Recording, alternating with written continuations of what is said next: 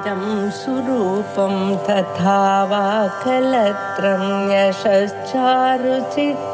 धनं मेरुतुल्यम् मनश्चेन लग्नं गुरोरङ्घ्रिपद्मे ततः किं ततः किं ततः किं ततः किम्।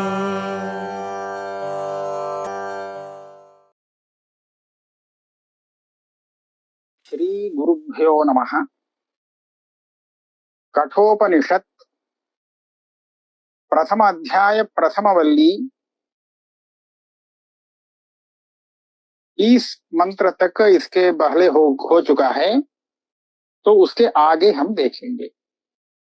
21वां मंत्र है देवैरत्रापि विचिकित्सितं पुरा न हि सुविज्ञेयम् अणुरेष धर्मः। सुज्ञेयम् ऐसा लिखा है, सुविज्ञेयम् भी पाठ है। अन्यं वरं नचिकेतो वृणीष्व मा मोपरोत्सीः अति मा सृजैनम्।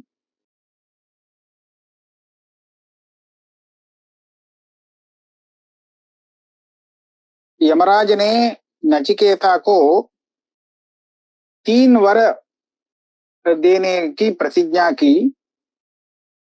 नचिकेता ने प्रथम वर तो पिता का सौमनस्य यह मांगा, दूसरा वर अग्नि विद्या का था, तीसरा वर आत्मविद्या को मांगा। तो यहाँ पर येयम प्रेते विचिकित्सा मनुष्ये, ये जो तृतीय वर है यह आत्मविद्या विषयक वर है। इसको सुन करके यमराज को ऐसा लगा यह तो आत्मविद्या का उपदेश करना पड़ेगा इसको, लेकिन आत्मविद्या का उपदेश मैं तो कर सकूंगा, लेकिन यह बालक उस आत्मविद्या को ग्रहण कर सकेगा क्या, यह संशय हुआ। इसीलिए उन्होंने यह कहा, ये जो तुम्हारा वर है तीसरा वर, ये वर उतना सहज समझ में आने वाला नहीं है, यह दुर्ज्ञेय है, बहुत कठिन है। देवताओं ने भी इस विषय में विचार किया, लेकिन कोई निर्णय नहीं हो पाया। इसलिए इस वर को तुम छोड़ दो, दूसरा कोई अच्छा वर मांगो, क्योंकि उपदेश देने के बाद भी यह तुमको फलित होगा या नहीं, इस विषय में संदेह है। इसीलिए दूसरा वर मांगने के लिए कह रहे हैं। तो क्या कहा उन्होंने, ये तो वचन यमराज का है। देवैरत्रापि विचिकित्सितं पुरा पहले किसी समय देवता लोग भी अस्मिन् विषये अत्र विचिकित्सितं देवैरपि, महाप्रभाव वाले वो जो देवताएं हैं, देवताओं को भी यह विषय, तुमने जिस विषय के बारे में प्रश्न किया है वह विषय संदिग्ध ही है, वो भी नहीं समझ सकते हैं। इसका क्या मतलब है, वो विषय ही इतना दुरूह है, कठिन है समझना। वही कह रहे हैं नहीं सुविज्ञेयम, यह विषय ऐसा समझ में आने वाला नहीं है। अणुरेष धर्म, एषः धर्म, आपने जिस आत्मा के बारे में पूछा है वो तो धर्म माने आत्मा, ये विषय अणु परम सूक्ष्म है। सूक्ष्म का मतलब छोटा परिमाण वाला ऐसा अर्थ नहीं, दुर्विज्ञेय यही उसका अर्थ है। सूक्ष्म का बहुत सूक्ष्म विषय है, इसका अर्थ सामान्य रूप से झट से समझ में आने वाला नहीं है। तो ये सूक्ष्म विषय है, इसलिए तुम तो अभी बालक हो, देवताओं के लिए भी यह विषय दुर्गम है, तो तुम्हारे लिए तो अवश्य ही दुर्गम हो जाएगा बालक के लिए। इसलिए मेरा यह विचार है कि हे नचिकेता, तुम दूसरा कोई वर मांगो। अन्यम वरम नचिकेतो वृणीष्व। और माँ माँ उपरोत्सी, तुमने जो प्रश्न कर दिया, जो वर मांग लिया, उसी वर के पीछे तुम हठ मत करना, आग्रह मत करना। यही वर लूंगा ऐसा आग्रह मत, छोड़ दो। मुझे निर्बंधित मत करो, बंध में न डालो। अति मां सृजयिनम, माम अति सृज, सृज के साथ इस अति शब्द का अन्वय है। अति सृज का अर्थ छोड़ो, छोड़ दो, मुझे छोड़ दो। दूसरा अच्छा कोई वर मांगो। ये जो तृतीय वर है ये बड़ा कठिन वर है। मैं मुझसे ये वर मांगना तुम कैंसिल कर दो, बस वापस कर दो। ये मत मांगना, दूसरा कोई वर लेना। तो क्या कहते हैं आगे? आगे का मंत्र नचिकेता का वचन है। देवैरत्रापि विचिकित्सितं किल त्वञ्च मृत्यो यन्न सुविज्ञेयमात्थ वक्ता चास्य त्वादृक् अन्यो न लभ्यः नान्यो वरस्तुल्य एतस्य कश्चित्। यमराज ने बताया ये बड़ा कठिन है, यह विषय समझने में सामान्य रूप से समझ नहीं सकते हैं। इसको दिखाने के लिए बताया देवैरपि विचिकित्सितम्, देवताओं के लिए भी यह दुर्बोध है। फिर इसी बात को नचिकेता ने अपने पक्ष में लगा दिया। अब देवता भी इस विषय में संदेह वाले हैं, संदिग्ध हैं, अर्थात वो भी कुछ निर्णय नहीं किए हैं। आपने ही यह कहा, अब देवताओं को भी यह दुर्विज्ञेय विषय है तो ये तो बहुत बड़ा विषय है। और आपने यह नहीं बताया कि मुझे यह विषय मालूम नहीं है, ऐसा नहीं कहा। देवताओं ने भी इस विषय में बड़ा विचार किया, ठीक समझ में नहीं आया, ऐसा कहा। आपने यह नहीं कहा कि मुझे यह विषय ज्ञात नहीं है इसलिए मैं उपदेश नहीं दूंगा, ऐसा तो नहीं बताया। तो इससे क्या मालूम पड़ता है? अन्य देवताओं के लिए वो दुर्बोध है, ये तो ठीक है, लेकिन आप उस विषय को अच्छी तरह से समझते हैं, आप जानते हैं, आपके पास उस दुर्गम आत्म विषय का ज्ञान है। त्वंच मृत्यो यत् न सुविज्ञेयम् आत्थ। हे मृत्यु देवता, आप इस विषय को बड़ा दुर्विज्ञेय ऐसा आप कह रहे हैं, लेकिन आप जानते हैं यह विषय, ये भी सूचित कर रहे हैं। आपने ऐसा नहीं कहा कि मैं नहीं जानता इसलिए मैं उपदेश नहीं देता, ऐसा तो आपने कहा नहीं। इस स्थिति में वक्ता च अस्य त्वादृक् अन्यो न लभ्यः, इस विषय को जानने वाला विद्वान आपके समान दूसरा कहीं भी नहीं मिल सकता है। अब ये तो अलभ्य योग हो गया, आपके पास मेरा वर मांगना। आप इस सूक्ष्म विषय के जानकार हैं और आपके पास मेरा समागम हो गया है आपके साथ, तो मैंने यह वर आपके पास से पूछ भी लिया, मांग भी लिया। फिर ऐसी स्थिति में इस वर को छोड़ करके दूसरा कोई वर लें जो कि अन्य देवताओं के पास भी वर के रूप में प्राप्त किया जा सकता है, ऐसा वर आपके पास क्यों लें? जो अन्यत्र नहीं मिल सकता है, आपके ही पास मिल सकता है, उस चीज को आपके पास प्रार्थना करना यही ना उचित है। तो इसलिए मेरी दृष्टि में नान्यो वरस तुल्य एतस्य कश्चित, मैंने जो वर मांगा है उस वर के समान दूसरा वर कोई भी नहीं हो सकता है। इसलिए मेरा वही निर्णय है, मैंने जो मांग लिया वही मेरा तीसरा वर होगा। आप आत्मविद्या को ही उपदेश करें, ऐसा नचिकेता का वचन है। तो इसके बाद यमराज पुनः बोलते हैं, आगे उनका वचन है, शतायुषः पुत्र पौत्रान् वृणीष्व बहून् पशून् हस्ति हिरण्यमश्वान् भूमेर्महदायतनं वृणीष्व स्वयं च जीव शरदो यावदिच्छसि। यमराज ने ऐसा सोचा, ये बालक अभी दूसरा वर क्या मांगना नहीं जान रहा है, तो इसको जरा बता दें। तो इसकी आत्मज्ञान की अपेक्षा लोक में सभी लोग मांगने वाले बहुत से वर हैं, तो उनका जो थोड़ा स्मरण मात्र कर दें, याद दिला देते हैं। इसके पीछे यमराज का एक दूसरा भी तात्पर्य है।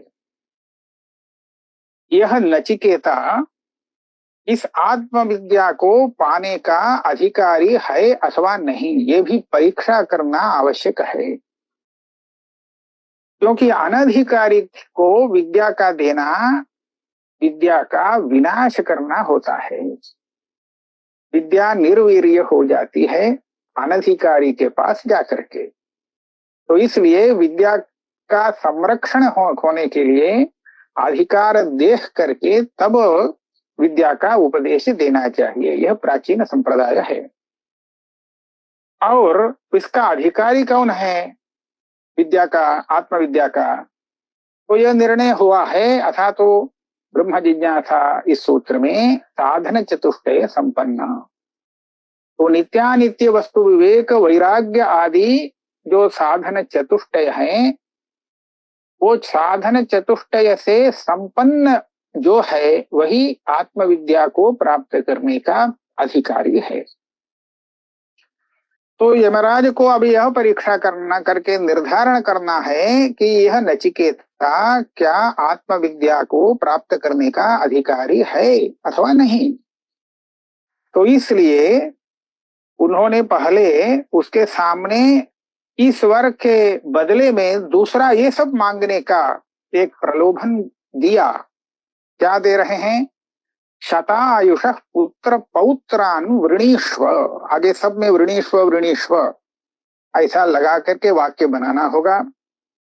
पुत्र पौत्रान् शतायुषः वृणीष्व, 100 वर्ष तक पूर्णायु जीवित रहने वाले ऐसे पुत्र और पौत्र, पूरी परंपरा को तुम वर के रूप में मांगो, मैं दे दूंगा।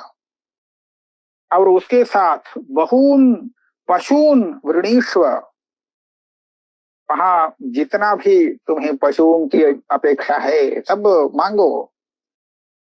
हस्ति हिरण्यम वृणीष्व, हाथी चाहिए और स्वर्ण सोना चाहिए, लीजिए मांगो। अश्वान वृणीष्व, अश्वों को भी मांगो, मैं देता हूं। भूमेर महदायतनम वृणीष्व, इस पृथ्वी में बहुत बड़ा आयतन, इसका साम्राज्य अर्थ किया है। एक कुछ लोग ऐसा भी अर्थ करते हैं भूमि से भी बड़ा आयतन, यदि घर आपको चाहिए तो वो भी मिल जाएगा। तुम त्रैलोक्य राज्य के राजा बनोगे अगर चाहते हो। अगर तुम ये वर पाना चाहते हो तो तुम्हें त्रैलोक्य का भी साम्राज्य मैं दे सकता हूं, और भूमि से बड़ा तुम्हारा साम्राज्य होगा। भूमि भी उसके अंतर्गत, पृथ्वी भी उसके अंतर्गत आ जाएगी। इस तरह भूमि से बड़ा, ऐसा पंचमी भूमि है, इसको पंच में रख करके भी व्याख्यान करते हैं। और भूमि संबंधी महदायतनम, बड़ा साम्राज्य, पूरे संपूर्ण भूमंडल का तुम चक्रवर्ती राजा बनो, ऐसा भी अर्थ करते हैं। और ये मांगो, मैं दे सकता हूं वर के रूप में। और स्वयं च जीव शरदो यावद इच्छसि, तुम स्वयं, अब आप, तुम्हारे लिए तो 100 वर्ष ये आयु का कोई सीमा नहीं है। तुम जितने वर्ष तक जीना चाहते हो तो उतना वर्ष तक तुम जी सकते हो। और इतना ही नहीं, एतत् तुल्यम यदि मन्यसे वरम वृणेष्व वित्तं चिरजीविकाञ्च महाभूमौ नचिकेतस्त्वमेधि कामानां त्वा कामभाजं करोमि। अब इतना जो सब दिया और इसके साथ और भी तुम मांग सकते हो, और भी कुछ तुम्हारे बुद्धि में आता है, इससे तुल्य दूसरा कुछ लेना चाहते हो तो वो भी ले लेना, ऐसा भी वर ले सकते हो। वित्तम, धन, और चिरजीविका। चिरजीविका माने कहते हैं ना, बहुत काल तक जीव, बहुकाल जीवित्व, यही चिरजीविका है। चिरंजीवी तुम बनो और इस महाभूमि में, संपूर्ण पृथ्वी में तुम राजा बनो। इतना ही नहीं, कामानाम त्वा काम भाजन करोमि, त्वाम कामानाम काम भाजन करोमि। जितने भी भोग हैं, समग्र भोग के भोक्ता के रूप में मैं तुमको कर सकता हूं। अर्थात संसार में कोई भी ऐसा सुख भोग नहीं बचेगा जो तुम्हें अप्राप्त होगा। तो जितने भी संसार में सुख भोग है वो सभी सुख भोग तुम्हें मिल सकता है, मैं मेरे वर के प्रभाव से। और ये भी देखो, ये कामा दुर्लभा मर्त्य लोके सर्वान् कामान छंदसः छंदतः परार्थयस्व। छंद शब्द इच्छार्थक है यहाँ। इमाः रामाः सरथाः सतूर्याः नहीदृशाः लंभनीया मनुष्यैः आभिः मत्प्रत्ताभिः परिचारयस्व नचिकेतः मरणं मा अनुप्राक्षी। जो जो कामना का विषय मनुष्य लोक में नहीं मिल सकता है, वो भी देवलोक में वो उसकी प्रसिद्धि है। मनुष्य लोक में तो यह नहीं मिल सकता है यह चीज, लेकिन देवलोक में उसकी प्रसिद्धि है। तो उस प्रकार की जो चीज है उनको भी तुम मांग सकते हो। छंदतः प्रार्थयस्व, अपनी इच्छा के अनुसार स्वेच्छ यथेष्ट रूप से तुम प्रार्थना करो। उदाहरण के रूप में दिखाते हैं, इमा रामाः सरथाः सतूर्याः। वहां पर कई देव स्त्रियां हैं। रामाः अत्यंत सुंदर स्त्रियां हैं, वो रथ के साथ में हैं, रथ में बैठी हैं, और कोई न कोई वाद्य, सूर्य माने वाद्य, वादन करने के लिए वो वाद्य सहित हैं। अर्थात वो नृत्य गान इत्यादि करने वाली स्त्रियां हैं, कि जिनको देव स्त्री कहते हैं, अप्सरा ये कहते हैं। उन अप्सराओं को मैं तुम्हारे साथ मनुष्य लोक में भेज दूंगा, और ये अप्सराएं मनुष्यों के लिए प्राप्तव्य नहीं है। मनुष्य इन अप्सराओं को कभी भी भोग नहीं सकता, क्योंकि उसका उतना पुण्य है ही नहीं। लेकिन मेरी आज्ञा से ये अप्सराएं तुम्हारे घर में आकर के तुम्हारी सेवा करेंगी, और आभिः मत प्रत्ताभिः परिचारयस्व, इनके द्वारा तुम अपना परिचर्या कराओ। जितनी भी सेवा हो सके उनसे सेवाओं को कराओ। सेवा ले करके तुम भोग करो, सुख भोग करो। और हे नचिकेता, तुम मरणम मां अनुप्राक्षी येयम प्रेते विचिकित्सा मनुष्य, ऐसा जो तुमने प्रश्न किया उस प्रश्न को छोड़ दो। इतना यमराज का वचन है। इसके बाद फिर नचिकेता उत्तर देता है, क्या कहता है? स्वभावामर्त्यस्य यदन्तकैतत् सर्वेन्द्रियाणां जरयन्ति तेजः अपि सर्वं जीवितम् अल्पमेव तवैव वाहाः तव नृत्य गीते। हे अंतक यमराज, आपने जो कुछ देने की प्रस्तावना की, देने का प्रस्ताव किया, ये जो आप जो दे रहे हैं वो सब भोग्य किस तरह के हैं? तो कहते हैं स्वभावा। मनुष्य के लिए ये सब भोग कोई शाश्वत भोग नहीं हो सकते हैं। आज जो भोग रहे हैं, पता नहीं कल यह भोग हो सकेगा अथवा नहीं, वो भोग्य विषय रहेगा या नहीं, कोई निश्चय नहीं। कहने का मतलब है ये सब भोग अनित्य हैं, अनित्य ही है, ये कोई नित्य पुरुषार्थ नहीं है। और इन भोगों से मेरा कोई बड़ा लाभ नहीं बल्कि हानि है। सर्वेंद्रियाणाम जरयंती तेजः। आपने जिन भोगों को दिखाया, देने का प्रस्ताव किया, वो भोगने वाला जो है भोक्ता, उसके इंद्रियों को क्षीण करते हैं। जितना भोग होता है तो उसके अनुसार भोग साधन का क्षय होता है। भोग साधन इंद्रियों का भी क्षय होता है।